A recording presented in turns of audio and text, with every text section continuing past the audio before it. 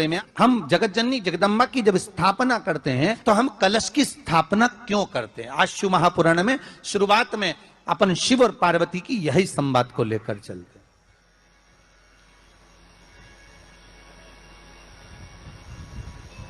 आखिर कलश में ऐसा क्या है?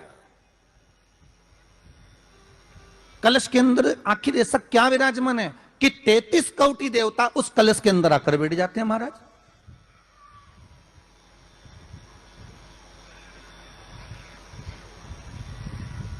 आप कोई यज्ञ करने जा रहे हो, आप कोई पोथी पुराण करने जा रहे हो, आप कोई अच्छा कार्य करने जा रहे हो, तो ब्राह्मण देवता कह देते कलश की स्थापना होगी, कलश की शोभा यात्रा निकलेगी, कलश यात्रा निकलेगी, कलश विराजमान होगा।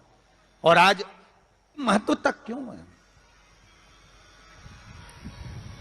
उस कुंभ की, उस घड़े की महत्वता कहां से प्रकट हो गई?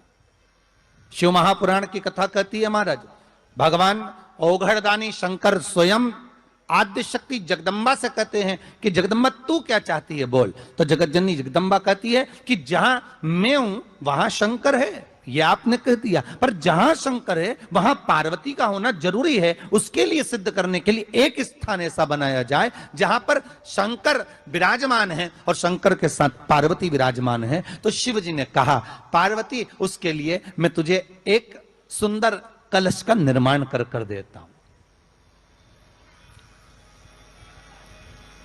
दुनिया का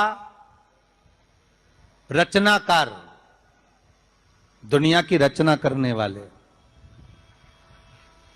महाराज, संपूर्ण ब्रह्मांड की रचना करने वाले, जिनको भगवान शिव ने स्वयं ब्रह्मदेव से कहा है कि ब्रह्मा जी तुम सृष्टि खंड को आगे बढ़ाइए, सृष्टि की रचना कर। ब्रह्मा जी कह रहे हैं, नाथ इस सारे ब्रह्मांड को रचना करना है कर दूंगा, मना नहीं है, पर रचना करता भगवान ब्रह्मा जी कहते हैं कि मैं संसार को एकाग्रित करूं उससे पहले 33 कोटि देवताओं को मुझे एकाग्रित करना, और सारे 33 कोटि देवता एक जगह पर आकर विराजमान हो जाए ऐसी कोई व्यवस्था करना। शंकर भगवान ने कहा बनाओ ब्रह्मदेव, तुम निर्माण करो। ब्रह्मा, शास्त्र कहता है कि भगवान शिव स्वतः, शंकर तो शंकर है, भगवान शंकर ने एक मट्टी का सुंदर सा भाग ढेला एकत्रित करा, उस ढेले से भगवान ने एक सुंदर कुंभ का निर्माण करा, एक सुंदर कलश का निर्माण करा। भगवान कुंभ का निर्माण कर रहे हैं, भगवान कलश का निर्माण कर रहे हैं, और भगवान स्वयं ब्रह्मदेव कर रहे हैं कि आप ऐसा निर्माण कर दो जिसमें 33 कोटि देवता स्वतः विराजमान हो जाए। तो भगवान ने उस कलश का निर्माण कर दिया। अब कलश का निर्माण करा तो स्वयं भगवान ब्रह्मदेव बोले, प्रभु इस कलश के अंदर मेरा स्थान कहां है? मेरा स्थान कहां है?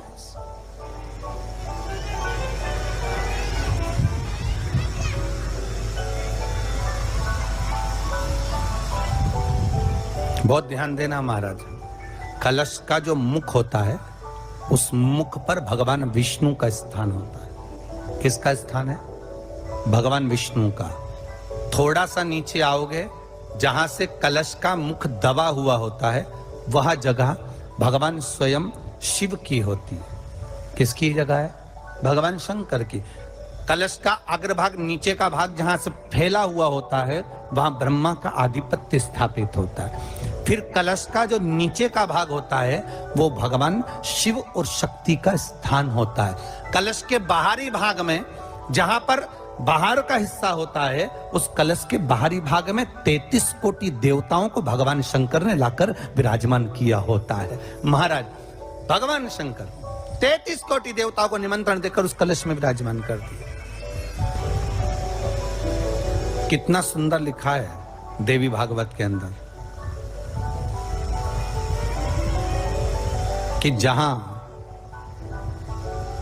कलश की स्थापना होती है उस जगह पर किसी देवताओं को बुलाने की जरूरत नहीं होती। 33 कोटि देवता उस जगह पर स्वतः विराजमान हो जाते हैं। स्वयं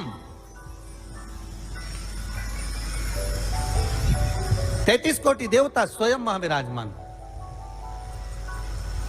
अब कलश मेरा प्रतिबिंब है ये तो कहा, भगवान शिव की कथा कह रही है। ओगड़दानी त्रिकालदर्शी कैलाशी शंभु के पास में उस समय पर कामदेव की धर्म पत्नी रति भी है, जिसके नयनों में जल भरा हुआ। शिवजी ने पूछा, बोलो रति, आप और यहां जब आपका पति जलकर भस्म हुआ तो हमने वर दिया था आपके पति को कि ये भगवान कृष्ण का पुत्र बनकर मिलेगा आपको, फिर क्यों आप यहाँ पर आई हो, क्या हो गया ऐसा? प्रभु, बात इतनी सी है कि मेरा पति जब आपके नेत्रों की ज्वाला द्वारा जलकर भस्म हो रहा था, उस समय पर वो आम के पेड़ पर बैठा हुआ था। आम के पेड़ पर मेरा पति बैठा हुआ था, उसके चक्कर में वो आम का पेड़ भी जला। तो वो आम का पेड़ जो जला, उसने मुझसे कहा है कि पति का तो उद्धार हो गया, पर हमारा उद्धार कैसे? अब देखिए, कई लोग कहते हैं प्रश्न करने वाले पीछे नहीं हटते महाराज, बहुत प्रश्न करते हैं और प्रश्न कर कर पूछते हैं, गुरुजी ये कलश के ऊपर आम के पत्ते क्यों लगते हैं? उसका उत्तर है, ध्यान दीजिए। प्रश्न बहुत है तो उसके उत्तर भी बहुत है, बस उसको समझने वाला चाहिए।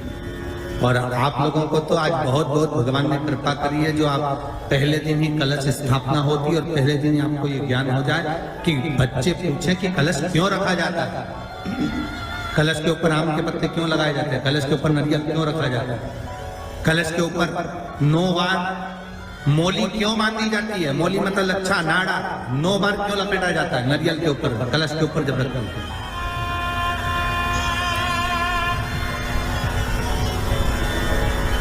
कलश के ऊपर जब जब श्रीफल रखाता है, नारियल रखाता है, तो उस पर 5 बार 7 बार मोली नहीं लपेटी जाएगी, तो 9 ही बार लपेटी जाएगी। 5 या 7 बार लपेटते हैं तो कहते हैं कि लक्ष्मी की छिन्नता होती है, और वो 9 बार लपेटी जाती है तो भरपूर लक्ष्मी का भंडार। भगवान बोले, अब आप आई हो रति, ठीक है, मांगो क्या चाहिए, बस इतनी कृपा कर दीजिए कि आम के वृक्ष का भी उद्धार कर दो।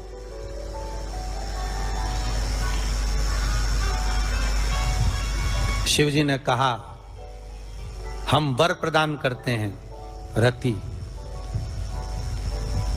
जहां शिव और शक्ति है, जहां 33 कोटि देवता इस कलश के अंदर विराजमान होंगे, उस जगह पर स्वयं कंठ पर जहां पर मेरा निवास होगा, उस जगह पर ये आम के पल्लव अमृत के तुल्य माने जाएंगे, और इनका निवास हमारे ही हाथ में, हमारे ही हस्त कमल में विराजमान होगा, हमारे ही हाथ। अब आम के पल्लव को बाबा ने विराजमान किया। अब आया है उसके ऊपर क्या रखते हो, श्रीफल नारियल, ठीक है।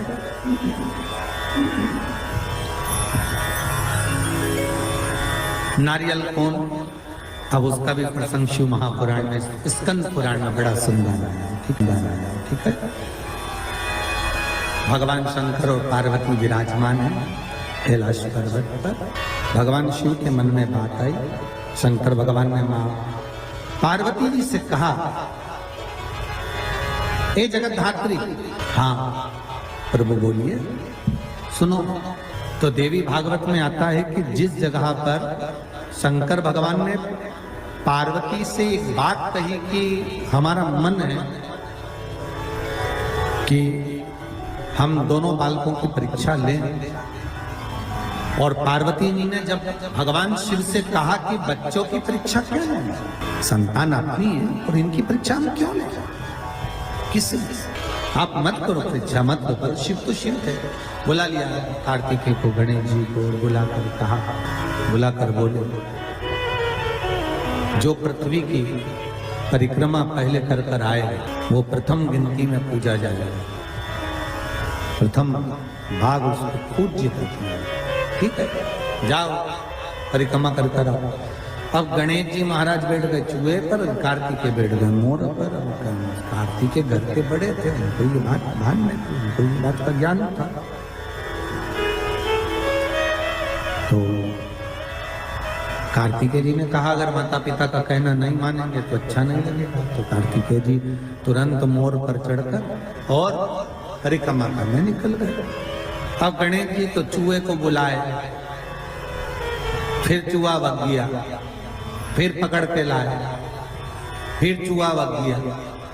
अब उन्होंने चूहे पर बैठ गए, बैठकर जैसे चले शंकर जी के पास में तो शिव जी को प्रणाम कर कर कहा पिताजी परिक्रमा करने जा रहे हैं। शंकर बोले जा। अब इनको क्या मालूम था कि यहीं लगा लेगा। गणेश जी से पूछा कि तुमको भेजा था कि तुम पृथ्वी की परिक्रमा करने जाओ, तो तुम ये क्या कर रहे हो? गणेश जी बोले पिताजी शांत रहिए और परिक्रमा लगाने दीजिए। और परिक्रमा लगाई गणेश जी महाराज ने, एक नहीं 3, और 3 परिक्रमा लगा के सामने खड़े हो गए। पिताजी वर दीजिए। पिताजी ने पूछा काय का वर? पृथ्वी की परिक्रमा करके आया। शंकर भगवान बोले बता मेरे आजू बाजू घूम लिया, पृथ्वी की परिक्रमा कर गया। परिक्रमा लगा कर आकर खड़े होकर के आशीर्वाद दे दो। तो पूछा आशीर्वाद क्यों? तो कहा प्रभु हमने परिक्रमा करी। तो शंकर भगवान बोले आजू बाजू घूम लिया और क्या परिक्रमा कर ली, इसको कोई परिक्रमा करते हैं? गणेश जी बोले और नहीं तो माता पिता में आकाश, माता पिता में पाताल, माता पिता में पृथ्वी, सब तो माता पिता में और सब माता पिता में, इसलिए आपकी लगा ली सबकी हो गई। शंकर जी खुश हो गए, शंकर जी ने आशीर्वाद दे दिया। अच्छा तो शंकर भगवान ने तुरंत वर दे दिया, प्रथम गिनती में तुम गिने जाओगे तथास्तु। पार्वती जी को तो मालूम ही नहीं पड़ा कि कब वर दे दिया, नहीं तो पार्वती जी तो खड़ी हो जाए। अब आ गए कार्तिक ने आकर कहा दंडवत करता हूं पिताजी, प्रणाम। हम तुम्हें देवताओं की सेना के सेनापति बनाते हैं। कार्तिकेय की आंख से अश्रु बहे। देवताओं की सेना के सेनापति? क्या मैं प्रथम गिनती में नहीं आऊंगा? नहीं। क्यों?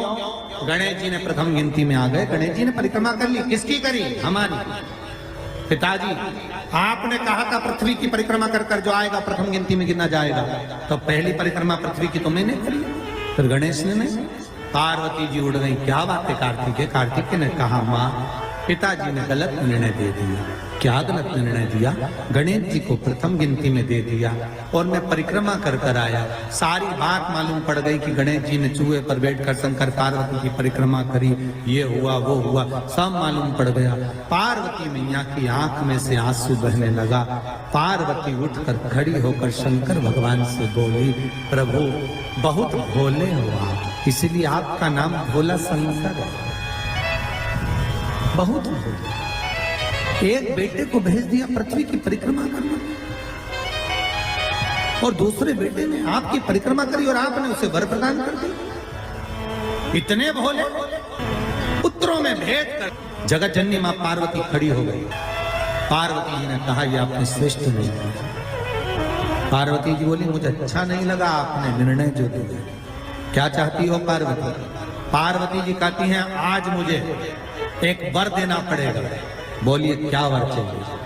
भोलेनाथ मुझे वर ये चाहिए कि आज के बाद आपकी कोई परिक्रमा ही ना हो। मुझे वर दे दो कि शंकर की परिक्रमा कभी नहीं होगी, शिव की परिक्रमा का विधान नहीं होगा। शंकर भगवान ने पार्वती को तथास्तु कह दिया। आज के बाद शंकर के मंदिर में शिवलिंग की कोई परिक्रमा नहीं करेगा। कभी आपने करते हुए देखा किसी को? नहीं। शंकर की परिक्रमा होगी तो आधी यहाँ से चालू होगी, वहां तक जाओगे फिर वापस आगे। यहाँ तक शिव महापुराण की कथा कहती है कि शंकर की आरती के बाद जो परिक्रमा भी होती है ना वो भी पूरी नहीं करना चाहिए, आधी कर कर वापिस हो जाना चाहिए। कई लोग शंकर जी की आरती उतारने के बाद जो परिक्रमा करते हैं ना, आरती की थाली लेकर चारों तरफ घूमते हैं, उसको भी आधा घूमो और आधे में वापिस शिव परिक्रमा करना। वर दीजिए आप वर प्रदान करो, हमें वर दे दो। पार्वती मैं तुझे वर देता हूं, शिव की परिक्रमा कोई नहीं करे। और अगर शंकर की परिक्रमा कोई भूल से भी करेगा तो उसको दोष लगेगा, उसका पुण्य छिन्न होगा। इसलिए शंकर की परिक्रमा लोग नहीं करते, क्योंकि उनने जो दान करा, पुण्य करा, सत्कर्म करा, भजन करा, कीर्तन करा, उसका पुण्य धीरे धीरे धीरे धीरे समाप्त होते चले जाता है, उस पुण्य की क्षीणता होती है।